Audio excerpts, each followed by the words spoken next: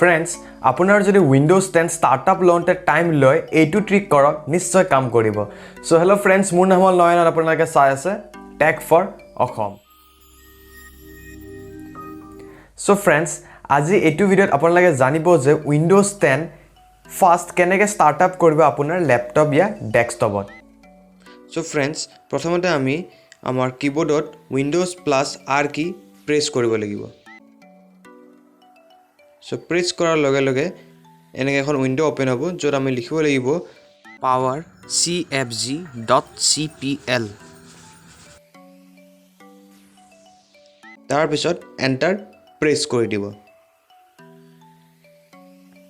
ঠিক আছে so enter press কৰাৰ পিছত অলপ ওয়েট কৰিব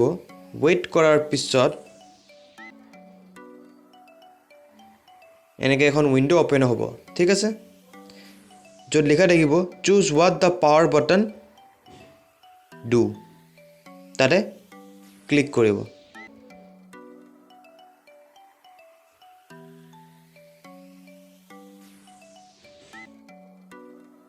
সো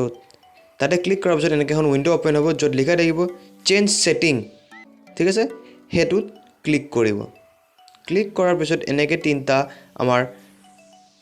চেক বক্স থাকিব য'ত এই চেক বক্সটোত অফ থাকে যদি আপুনি অন কৰি থব ঠিক আছে তাৰপিছত সেভ চেঞ্জত ক্লিক কৰি দিব আপোনাৰ সেটিংছটো হৈ যাব সো তাৰ পিছত আপুনি আপোনাৰ ল্যাপটপ বা ডেস্কটপটো এবাৰ ৰিস্টাৰ্ট কৰি দিব তাৰপিছত দেখিব যে আপোনাৰ ল্যাপটপ বা ডেস্কটপটো ফাষ্ট বুট আপ কৰিছে ঠিক আছে সো হেতুৱে আছিল ট্ৰিক তো এনেকৈ আপোনাৰ উইণ্ডোজখন ফাষ্ট ষ্টাৰ্টআপ কৰিব পাৰিব এইটো ট্ৰিক কৰি পেলাই সো ফ্ৰেণ্ডছ যদি ভিডিওটো চাই ভাল পালে প্লিজ এটা লাইক কৰি দিব যদি চেনেলটো নতুনকৈ আহিছে তে প্লিজ চেনেলটো সাবস্ক্ৰাইব কৰি যাব কাৰণ এনেকুৱা টিপছ এণ্ড ট্ৰিক্স মই এই চেনেলত আপলোড কৰি থাকোঁ সো লগ পাম এটা নতুন ভিডিঅ'ত তেতিয়ালৈ বাই বাই জয় আই অসম